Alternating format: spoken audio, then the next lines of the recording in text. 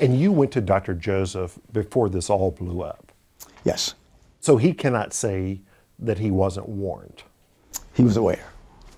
What did Dr. Sean Joseph know, and when did he know it? A veteran assistant principal speaks out about the sexual harassment scandal inside Metro schools. Tonight, that man has become the latest person to sue the district, claiming he became the victim of unlawful retaliation after he reported his principal to HR. This is the latest development in the scandal, first uncovered by News Channel 5 Chief Investigative Reporter Phil Williams. Phil?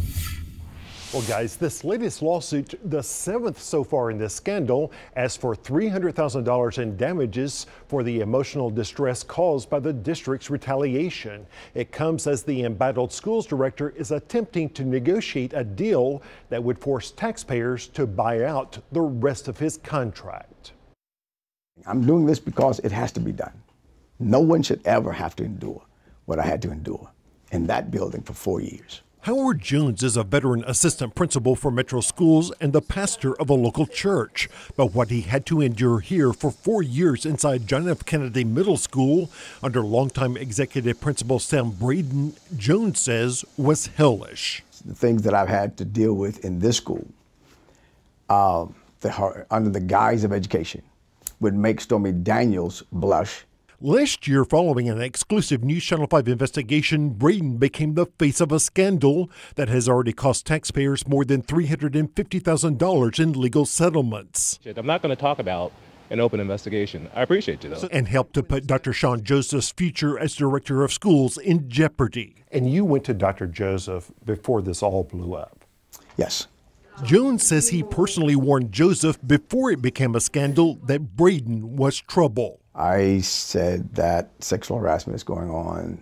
This is horrific and it's going to be bad. And what was his reaction? He will take care of it. So he cannot say that he wasn't warned. He was aware. And nothing changed. No.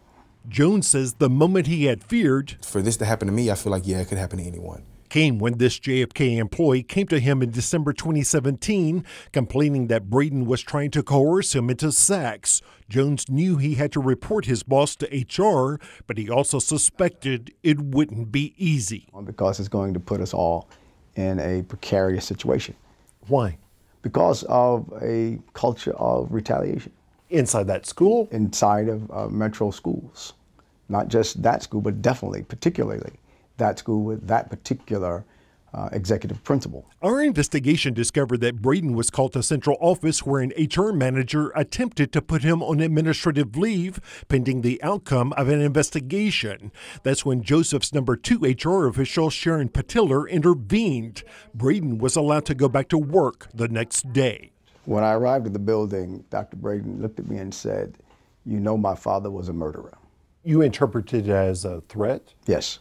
Later that morning, Jones says Braden had an assignment for him. He asked me, or directed me, gave me a directive to escort the victim out of his building with police escort. With police escort? Yes. What do you think the purpose of that was? Intimidation. Jones's lawsuit says that Braden began to boast he was going to get rid of Howard Jones. The assistant principal says he went back to Sharon Patiller. And I told her that I was afraid of retaliation because this guy is vicious. And she did nothing. But then that May, with a supervisor present, Jones says Braden told him his services would no longer be needed. I almost cannot describe the feeling of being terminated by a monster. By a monster? Yes. And the school system chose that monster over you? Absolutely. Chose that monster over children.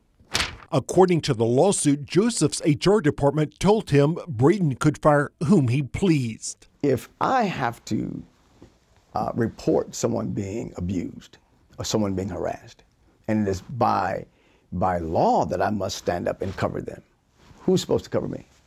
No one was there for you. No one. After News Channel 5 Investigates first exposed how the district had ignored complaints about Braden's behavior, school board members say Dr. Joseph first told them to ignore the allegations, that there was nothing to them. Joseph also faces allegations in a separate $1 million lawsuit of ignoring sexual harassment allegations against his friend Mo Carrasco.